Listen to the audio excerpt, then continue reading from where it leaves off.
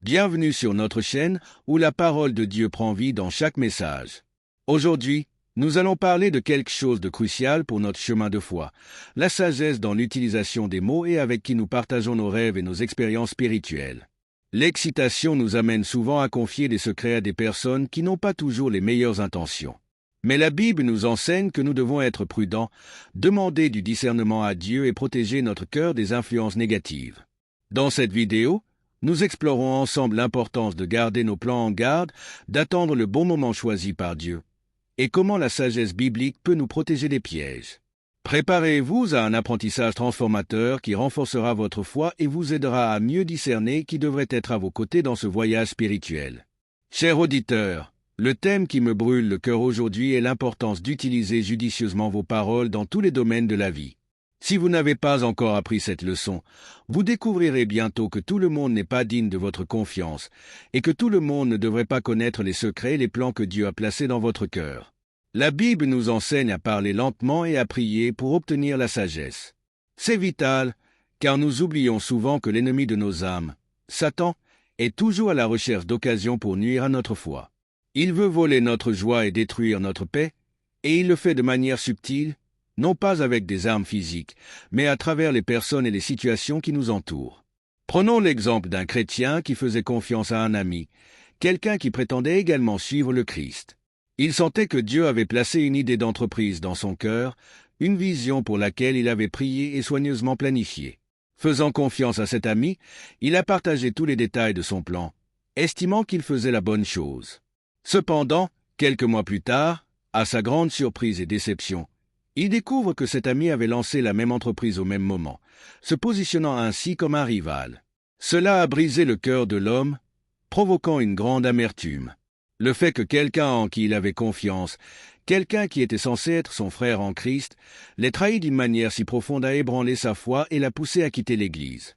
Cet exemple concret nous enseigne une leçon douloureuse. Tous vos proches ne sont pas de votre côté. En tant que chrétiens, nous sommes appelés à pardonner, mais aussi à être sages. L'ennemi essaiera toujours d'utiliser la souffrance et la trahison pour semer la discorde et affaiblir notre foi. Par conséquent, avant d'ouvrir votre cœur à quelqu'un, priez et demandez à Dieu le discernement. Analysez dans la prière si la personne à qui vous voulez faire confiance est vraiment digne de cette confiance. Après tout, en tant qu'enfants de Dieu, nous devons faire attention aux personnes avec qui nous partageons nos rêves, nos projets et nos expériences. Dans la Bible, nous trouvons l'exemple de Joseph, qui fut choisi par Dieu et reçut des révélations divines. Dans sa jeunesse, il a commis l'erreur de partager ses révélations avec ses frères, qui, par envie, les ont utilisées contre lui. De même, il y a des secrets que les élus de Dieu doivent garder. Le silence est souvent une protection. Cela nous rend moins prévisibles et donc moins vulnérables. Tous ceux qui vous sourient n'ont pas à cœur votre meilleur intérêt, et tous ceux qui entendent vos paroles n'ont pas des intentions pures. Certaines personnes écoutent simplement pour planifier leur chute. Alors soyez sages dans le choix de ce que vous partagez et avec qui. La première chose que vous devez garder soigneusement, ce sont vos premières victoires et avancées. Souvent, lorsque Dieu nous bénit avec des réalisations, l'excitation nous donne envie de partager cette bonne nouvelle avec tout le monde, mais la Bible nous enseigne à être discrets.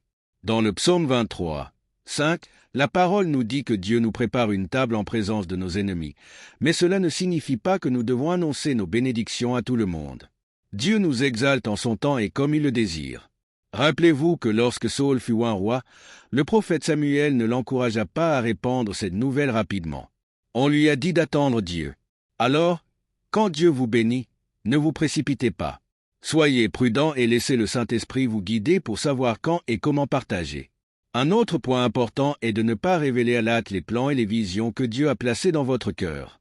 Peut-être que Dieu vous a donné un rêve missionnaire ou le désir d'ouvrir une entreprise pour sa gloire.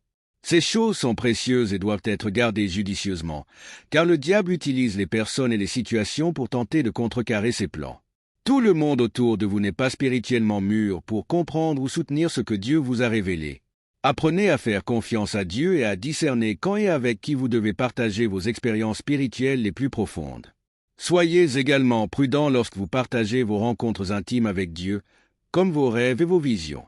La Bible regorge d'exemples de personnes qui gardaient des secrets spirituels. Marie, mère de Jésus, a gardé le silence sur la visite angélique qui annonçait sa grossesse, ne partageant le secret que lorsque le moment était venu. Jean a reçu pour instruction de ne pas écrire les révélations du tonnerre dans Apocalypse 10, et Paul a entendu des choses indescriptibles qu'il a admis que personne ne pouvait dire.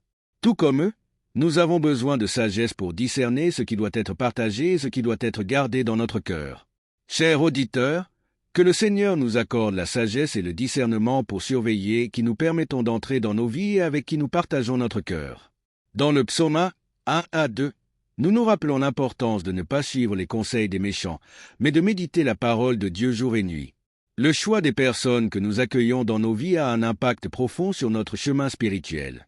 Cela ne signifie pas que nous ne devrions pas interagir avec des non-chrétiens, mais plutôt que nous devrions réserver notre entourage à ceux qui partagent la même foi et la même vision que nous.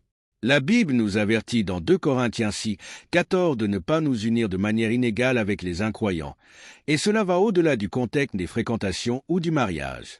Les amitiés et les associations sont également essentielles à notre marche avec le Christ.